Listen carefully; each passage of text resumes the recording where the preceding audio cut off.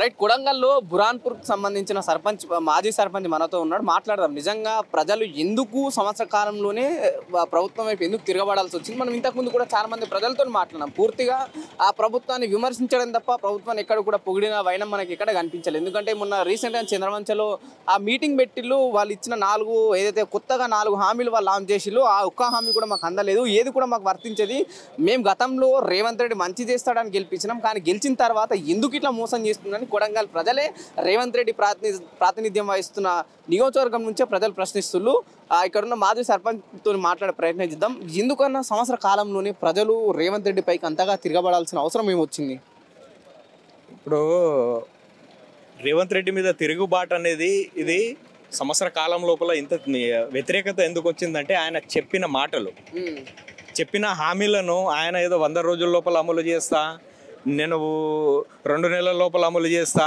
10 రోజుల లోపల అమలు చేస్తా ప్రమాణ స్వీకారం రోజే మొదటి సంతకం రుణమాఫీ మీద పెడతా అని చెప్పేసి చెప్పడం ఆయన మాటలు చెప్పడానికి బాగానే ఉంటాయి కానీ చేతల లోపల లేదు అభివృద్ధి అనేది చేతల లోపల కనిపించడం లేదు ఆయనకు జస్ట్ మాట ప్రకారం ఇప్పుడు మాటలేమో కొండంత మాట్లాడుతున్నాడు పనులు ఏ చిన్న పని కూడా ముందుకు సాగడం లేదు అది ఉన్నది ఇక్కడ పరిస్థితి దాదాపు సంవత్సరం పూర్తయింది ఇప్పుడు మా సర్పంచ్ లేక కూడా గ్రామాలు విలువెల్లి ఆడిపోతుంది సర్పంచులు లేని పరిస్థితి ప్రస్తుతం గ్రామాలు ఎలా నడుస్తుందంటే ఏం చెప్తారు సర్పంచులు లేని లోటు ఇప్పుడైతే ప్రజలకు క్లియర్గా అర్థమవుతుంది ఎందుకంటే సర్పంచులు ఉన్నప్పుడు వాళ్ళ సాధక బాధకాలు ఏమున్నా ప్రజలు స్వయంగా వెళ్ళి సర్పంచుల దగ్గరికి వెళ్ళి వాళ్ళ బాధలు చెప్పుకునే పరిస్థితి వాళ్ళకి ఏ సమస్య ఉన్నా చిన్న సమస్య ఉన్నా సర్పంచుల దగ్గరికి వెళ్ళి చెప్తే ఏదో ఒక చిన్న వినతి పత్రం ఇస్తే వాళ్ళు ఇమ్మీడియట్లీ సాల్వ్ చేసే పరిస్థితి ఉండేది ఇప్పుడు మా నియోజకవర్గానికి ఎమ్మెల్యే సీఎం ఇప్పుడు ఆయన్ని కలవాలంటే నానా తంటాలు పడాల్సి వస్తుంది వాళ్ళ సోదరుడు ఉన్నాడు కదా తిరుపతి రెడ్డి ఇక్కడ మొత్తం అన్ని చూసుకుంటా అంటుంది కదా సోదరుడు అనే వ్యక్తి ఆయన ఒక బిజినెస్ మ్యాన్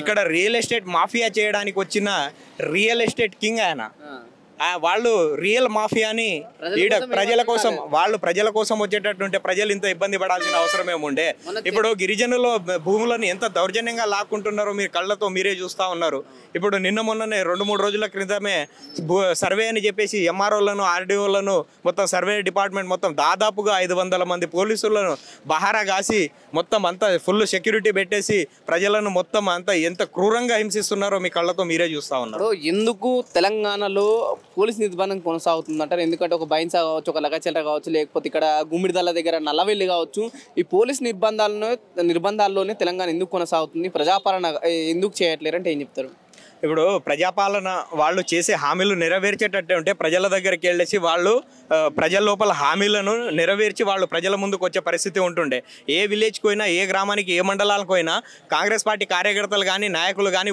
విలేజ్ లోపల తిరిగే పరిస్థితి కనిపిస్తలేదు అందుకోసమని వాళ్ళు ఏం చేస్తున్నారంటే పోలీస్ ప్రొటెక్షన్స్ నేను రేవంత్ రెడ్డిని అంటున్నాను నేను రేవంత్ రెడ్డిని కానీ తిరుపతి రెడ్డిని కానీ నేను ఒకటే చెప్తా ఉన్నా ఏ విలేజ్ కన్నా రండి పోలీస్ ప్రొటెక్షన్ లేకుండా మీరు ప్రజల మధ్యకి రండి మీరు తప్పకుండా మీకు ఏదో ఒక పరిణామం జరుగుతుంది మీ సొంత నియోజకవర్గంలో కూడా రాలేని పరిస్థితి నేను అంటున్నా కదా పోలీసు బహారా లేకుండా పోలీస్ బందోబస్తు లేకుండా మీరు స్వయంగా మీరే రండి ఒంటరిగా రండి మీకే అర్థమవుతుంది క్లియర్ గా ప్రజలే బుద్ధి చెప్తారు మీకు ఏం చేస్తుంటారు పొలం పని ఎట్లుంది పరిపాలన రేవంత్ రెడ్డి మీ ఎమ్మెల్యేది మా ఆటోలో పరిస్థితి ఘోరంగా చేసి పెట్టింది ఎందుకే గట్లా నడుతుంది మరి ఉండదు చెప్తున్నా మా ఘోరం అయిపోయింది మా పరిస్థితిలో ఘోరంగా అయినాయి ఇప్పుడు ప్రజెంట్ ఇప్పుడు సరే రాష్ట్రానికి ముఖ్యమంత్రి రేవంత్ రెడ్డి మీకు కూడా రేవంత్ రెడ్డి కదా మరి మేము నన్ను ఆదుకుంటలేరా సంవత్సరానికి 12,000 ఇస్తా అన్నాడు కదా మరి 10 రూపాయలు కూడా ఇవ్వలేదు 12,000 కాదు 10 రూపాయలు కూడా ఇవ్వలేదు మరి మీ ఎమ్మెల్యేని ఏం కలిసి ఏం చేస్తావు ఆయన కలిసి మరి ఇట్లా మా కష్టాలు ఉన్నాయి ఇది పరిస్థితి చెప్పినా అడిగినా వేస్ట్ ఎందుకే రైతు బంధు కూడా లేదు యాది లేదు కొంతమంది కడ్డాయి కొంతమందికి వాళ్ళు అవి కూడా ఎట్లుంది మరి పరిపాలన రేవంత్ రెడ్డి మీ ఎమ్మెల్యే మా ఎమ్మెల్యే ఇట్లే ఉన్నది పరిస్థితి ఏమైంది గట్లనే పడుతుంది రైతు బంధు చేస్తలేడు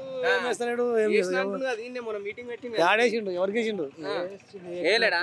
వేయలేడు నాకు ఎక్కడ గుంటలు ఉన్నది వరకు లేదు పర్లేదు రైతు భరోసా మన కోసుకెళ్ళి మీటింగ్ పెట్టింది కదా చంద్రబాబు పడ్డాయంట కానీ చెప్పినట్టు కానీ మాకు పర్లేవా అందరికి ఇస్తాడు కదా టంగు టంగు అని మరి ఇస్తాననే కానీ మరి ఎట్లా తెలియదు అంతేనా చెప్పాడు మాటలు చెప్తున్నాము కానీ మీ ఎమ్మెల్యే ఎవరు మా రేవంత్ రెడ్డి పక్క అప్పుడు టీడీపీలో ఉండే మరి తిరుపతి రెడ్డి అంటులు కానీ అందరూ అప్పుడు తిరుపతి రెడ్డి ఎప్పుడు నిలబడ్డాడు ఏమన్నా చెప్పగానే మీ ఏమున్నా సరే నా సోదరుడికి ఏం చేస్తుంటావు ఏం పని చేస్తావు పని ఎంత ఉంది పొలం ఉన్నది 4 ఎకరాలు.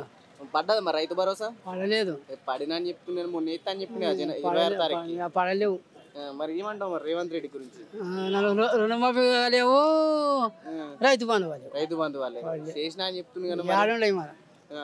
ఏమో ఎకరాలకు చేసినా అంటారు, మందికి చేసినా సంబంధం చేయలేదు అంతకే. ఇప్పుడు మీ ఊరు పక్కకే కదా కోస్గి, ఇట్లా అవుతుంది. ఇటు కోస్గి పక్కకే ఈయన సభ పెట్టింది మొన్న.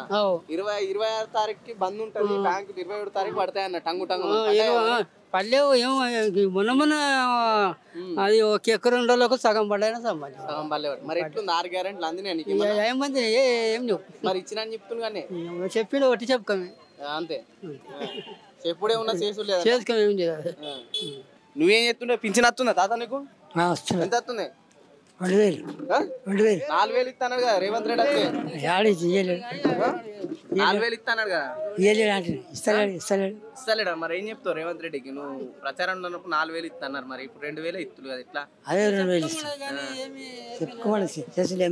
ఉందా పొలం ఏమన్నా? ఉండదు. ఎంత ఉంది? 4 ఎకరాలు ఉన్నది. పడ్డది మరి రైతు భరోసా 4 ఎకరాలకు? పడలేదు. ఎకరానికి 7500 ఇస్తా అన్నాడు, సంవత్సరానికి 15000 ఇస్తా అన్నాడు. మరి ఇప్పుడు ఎంత పడ్డది నీకు రైతు బంధు? ఎంత వాళ్ళలేదు. ఎంత వాళ్ళలేదు? రూపాయి వాళ్ళలేదు. పేరే పెదమ్మా?